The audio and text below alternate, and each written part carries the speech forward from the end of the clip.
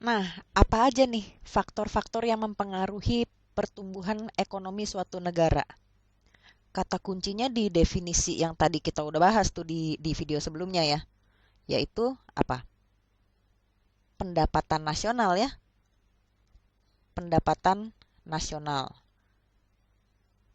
Nah, kan intinya kan pendapatan nasionalnya nih meningkat ya. Ada peningkatan pendapatan nasional tahun ini dibandingkan dengan tahun sebelumnya.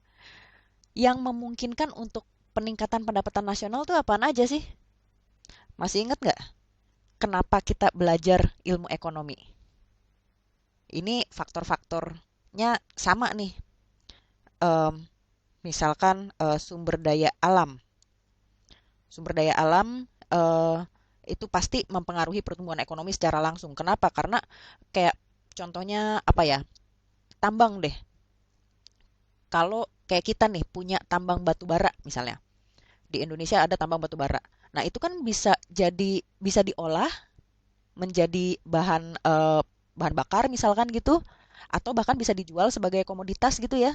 Kita bisa jual ke negara lain mungkin, atau si pengusaha batu bara ini bisa jual ke perusahaan yang membutuhkan.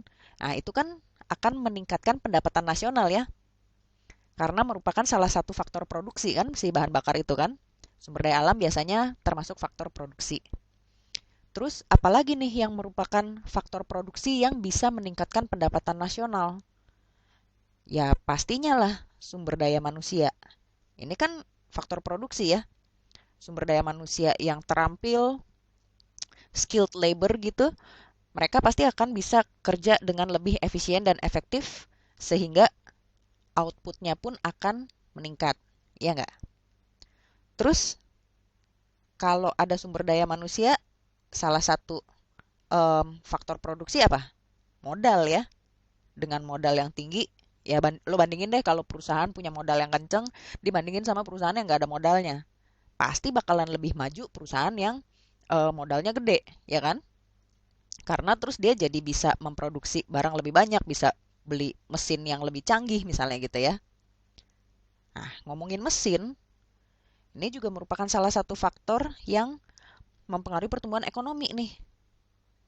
Teknologi, ya nggak harus mesin sih, kadang-kadang teknologi juga eh, sebuah metode yang baru gitu ya. Ya bisa juga mesin yang canggih gitu, yang membuat proses produksi jadinya lebih efektif dan efisien ya. Akhirnya outputnya jadinya naik. Nah, ada lagi nih yang merupakan faktor yang mempengaruhi pertumbuhan ekonomi. Apa nih? Pertumbuhan penduduk ya. Kenapa pertumbuhan penduduk kok dibilang salah satu faktor pertumbuhan ekonomi? Sorry, kok pendudukan sih, ini penduduk. Faktor pertumbuhan penduduk. Ya, ibaratnya gini deh. Kalau di rumah gue misalkan, gue tinggal sama kakak gue satu orang, sama ibu dan bapak gue. Kita serumah berempat. Nah, di sebelah rumah gue nih, em, cuman tinggal bapak-bapak sama ibu-ibu. Karena anak-anaknya semuanya sekolah di luar kota. Konsumsi keluarga gue pasti akan lebih gede daripada konsumsi keluarga di rumah sebelah. Kenapa begitu? Ya, konsumsi 4 orang sama konsumsi 2 orang pasti akan lebih gede konsumsi 4 orang kan ya. Makannya lebih banyak, butuh pakaiannya lebih banyak, terus apalagi? Ya kebutuhan-kebutuhan lainnya juga akan lebih besar. Sehingga biaya yang dikeluarkan oleh eh, di keluarga gua gitu, jadinya lebih gede dibandingin keluarga sebelah. Ya itu ibaratnya kayak gitulah. Jadi semakin banyak penduduknya, akhirnya apa nih? Konsumsi jadinya makin tinggi ya. Konsumsi barang dan jasanya jadinya lebih tinggi.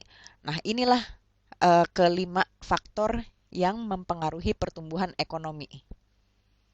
Karena kelima faktor ini akan meningkatkan pendapatan nasional, ya kan? Jadi ya cuma segini aja. Selanjutnya kita mau lihat tentang berbagai teori tentang pertumbuhan ekonomi. Siap-siap ya.